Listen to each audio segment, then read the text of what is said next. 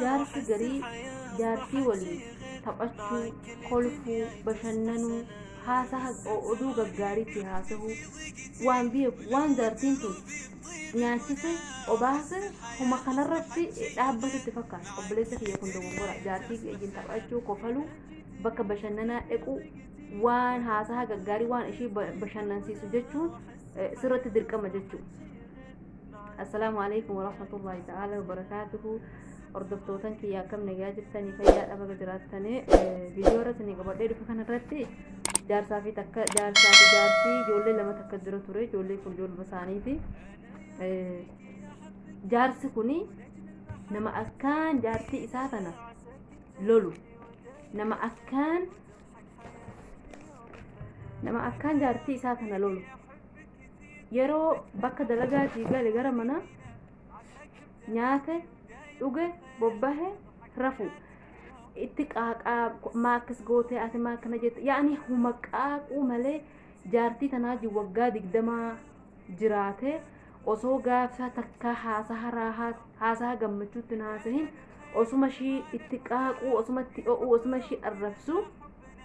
guyyaa takka ni jiramni higaa akkuma bulfaana namni dadhabaa deema guyyaa takka jaartiin isaa tuni na dhukkubaa mana haakimaa deemuu fedhaa jette jarrillee akka qalleeyyiidha haakima fidee dhaquu hin dandeenye haaluma kaniinaa dhugii sidhiisaa jedhe ishiinis gaa itti dhiistee akkuma inni jedheessan haaluma kaniinaa fudhachaa osuma jirtu dhukkubni itti jabaachaa dhufe jechuudha. Dhukkubni itti jabaachaa dhufe guyyaa takka ni kufte. Amma yeroo kufte kana mana haakimaa geesse chiikaase doktorri hedduu lole. Jaartiin kee hedduu dhukkubsatti dhukkuba jabaatti ishii qabaa laazim daftee mastashfaa guddaa isheenuu qabdi jedheeni mana haakimaa guddaa jechuudha.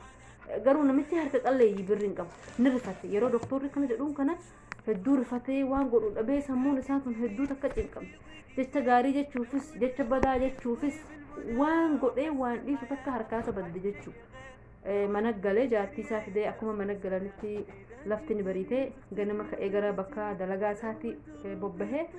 bakka dalagaatti saahiba gaarii qabaa saahiba isaa saniif odeesse waan isa mudate kana.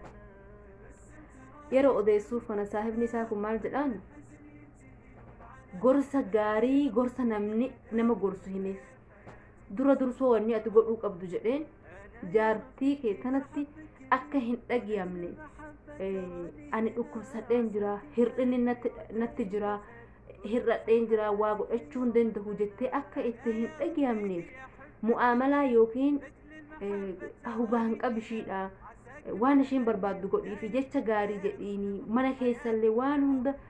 waliin taphadhu waliin kolfii inshallah san booda ni fayyiti isheenuu jedheeni namtichi garuu gorsa saahibni isaa gorsa kana dogongora fahame akkamitti fudhateen achuma akkuma saahiba isaa san biraa galetti jaartii tana tumuu arrabsu tumuu keessaa haga gaggabdu takka geesse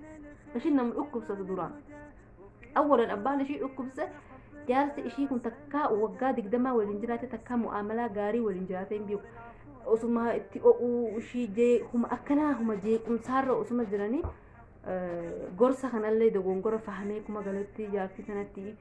arrabsuu bu'ee dhahuu bu'ee jaartiin dhukkubni gaa ittuma hammaachaa dhufe guyyaa takka ni kufte kuma duraan kufte garuu dhukkubni amma sandaran itti hammaate jechuudha. Yeroo kanatti fuudhee gara mana haakimaa geesse ganda ollaa dhaqee arabiyaa amma mana dhukkubsatetti irra kaahee makiinaan dhaqee ichumaan gara mana haakimaa dhaqee osoo mana haakimaan geen karaa kana jidduutti oduu gaggaarii ka saahibni isaa awwala dhaameessan itti odeessu waggaa 20 waliin jiraadhee takkaa waan gaariitti odeesseen beeku dhiifama naa godhii takkaa jiruu nagaas jiraachiseen beeku takkaas waliin taphadheen beeku hedduu dhiifama naa godhii yaa haadha mana kiyyaa barati waan argamtu barati jiruuti yaa hundaa barati walaakin faata awaan eega yeroon darbeeti jechuu kun hundi eega yeroon darbe faayidaa qaba oduu inni odeessu kana yeroo mastashfaa isheenii bakka mustaqbila amma wanni gara keessaa ol sheenan kana geehe arabiyaa fula dura darbe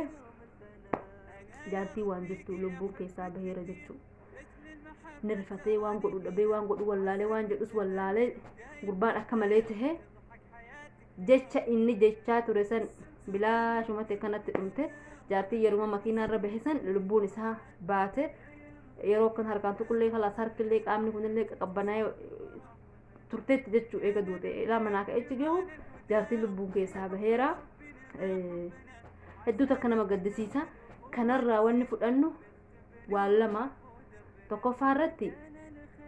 waa fahamuu dhabu yookiin osoo waan fahamin dafnee hojiitti jijjiiru laazim namni takka waa fahamuu qabu yoo hin fahamin immoo akkanam amma namtichi saahiba saahii sun waan gaarii isa gorse waan jaartii isaa akkaataa waliin jiraatu akkaataa ishii qabuun isa gorse inni garuu gorsa gaarii san karaa badaatti karaa sayyi'aatti karaa fokkotaatti jijjiiree jaartii isaa tana tumee dararee bakka kanaan ga'e lammaffaa haadha ta'u abbaa ta'u obboleessa ta'u hiriyaa ta'u ollaa ta'u nama kamuu haa ta'u osoo yeroon hin darbin dhiifama gaafachuu adduunyaa sa'aa jedhan adduunyaan tuni sa'aa takittiidhaa jedhan namni sa'aa addunyaa tanarraa sa'aa duwwaa beeka namtichi kun amma tumuusan arrabsuusan roorroo akkis irraan gee'u san hunda irraaffatee nadaamaa bu'e jechuu osoo gorsa saahiba saahii san awwala yeroo isa gorsuu san qabate akka inni duudiin hin jiru ture garuu gorsa sana inni karaa dogongoraa fahamee jaartii dhukkubsattu tumee roorroo irraan gee'e ajjeese jechuu sababaatti ta'e sababaa kanaatiif tokkoffaa dhiifama nama gaafachuu kan dagachuun qabnu mataa kiyya kanarraan jalqabee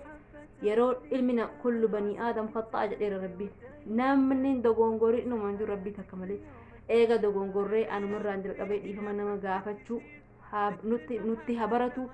aadaa nutti ha'itahu namni takka nutti muufatee buluu hin qabu lammaffaan